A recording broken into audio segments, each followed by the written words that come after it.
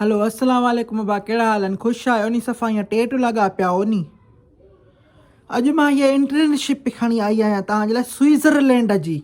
इहो जेको मुल्क आहे बा एॾो ख़ूबसूरत जो सॼियूं फिल्मां इहे बॉलीवुड जूं इहे जेके बि सुठा सुठा सीन ॾिसो था पिया नी इहे जेके रोमेंटिक इहे शाहरुख खान जा इहे सॼा बा स्विट्ज़रलैंड में इन में जेको आहे सो इहे फिल्म आया अथऊं। त अॼु उन मुल्क जी ख़ूबसूरत में त पहिरें नंबर ते आहे नी इहो मुल्क।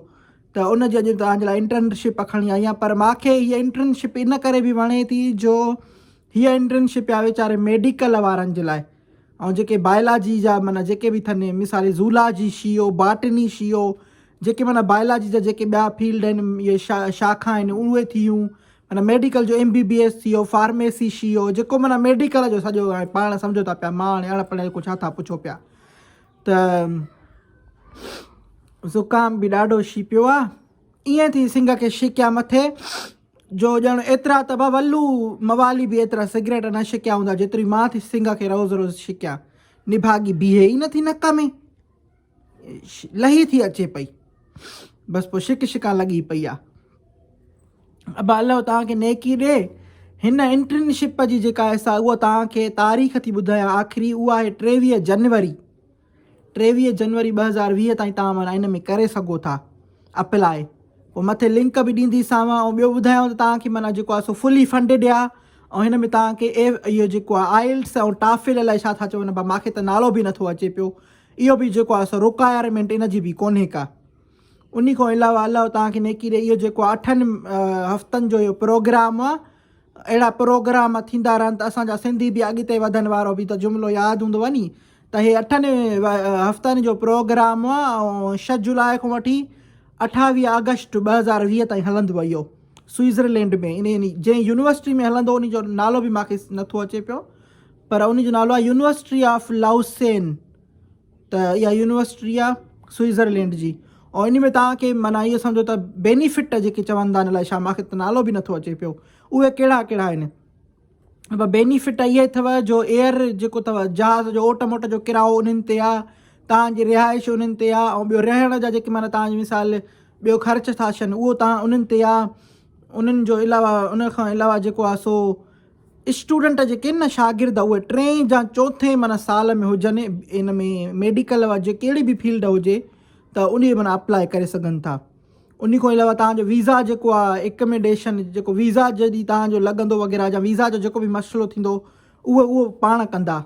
उन खां अलावा सोशल एक्टिविटीज़ थींदव तव्हांखे स्विट्ज़रलैंड जा ॿिया शहर घुमाईंदा ॿियो माना ईअं वॾा माना ईअं स्विमिंग वुइमिंग अलाए छा छा माना एक्टिविटीज़ था ॿुधाइनि पिया। उन खां अलावा हिन में हिकिड़ी शइ इहा आहे त GPA जेका आहे उहा 3.7 हुजे 3.75 GPA हुजे या मथे हुजे पोइ हिन में माना पढ़ाकू ॿार खपनि उन्हनि खे सफ़ा ईअं पढ़ाकू जंहिंजी ज़ाहिरी ॻाल्हि आहे 3.7 हूंदी त उहो को चंडो बंडो त कोन हूंदो न मां वांगी अबा।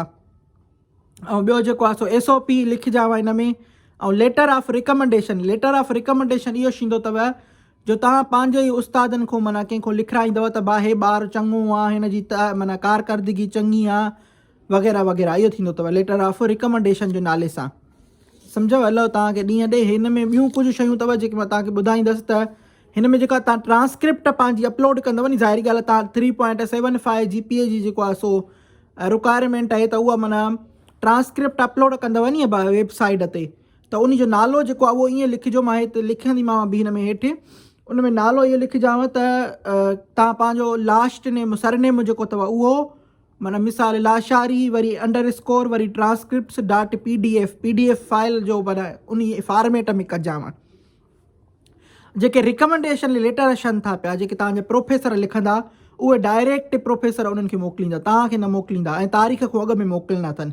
त उहे कीअं लिखंदा उहो जेको फाइल जो नालो सेव कंदव नी उहो ईअं कंदव तव्हांजो लास्ट नेम मिसाल लाशारी मुंहिंजो जीअं लास्ट नेम आहे उन खां पोइ _ वरी रेफरी जेको तव्हांजो लेटर लिखे थो पियो मिसाल तव्हांजे प्रोफेसर जो नालो आहे बा अलाह नेकी ॾेसि त झल दब मिसाल त दब उन जो आख़िरी माना वरी _ वरी रिकमेंडेशन लेटर लिखी करे उहो तव्हां मोकिलींदव उन्हनि ॾे सही आहे बा।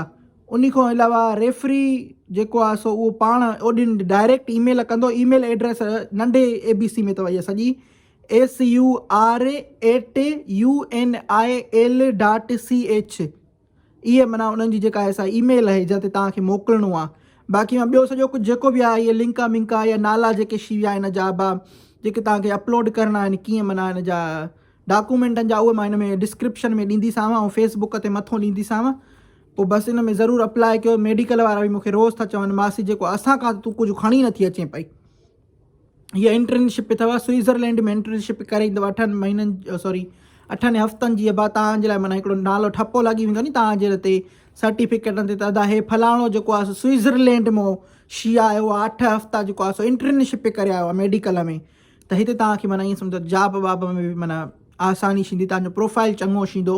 वरी का तव्हां मथे मिसाल स्कॉलरशिप था कयो अप्लाई था कयो त उन में बि माना हिकिड़ो नालो थींदो नी तव्हांजो। उन खां अलावा हिकिड़ी ॿी ॻाल्हि ॿुधाईंदीसांव त हे जेको आहे अंडर ग्रेजुएट वारनि जे लाइ, मास्टर PhD जे लाइ न आहे, माना जेके बैचलर था करनि पिया हाणे 3 ऐं 4 साल वारा, त ज़रूरु अप्लाई कजो। अल्लाह तव्हांखे ख़ुशि करे, अल्लाह तव्हांखे ॾींहं ॾे। मां सदकू।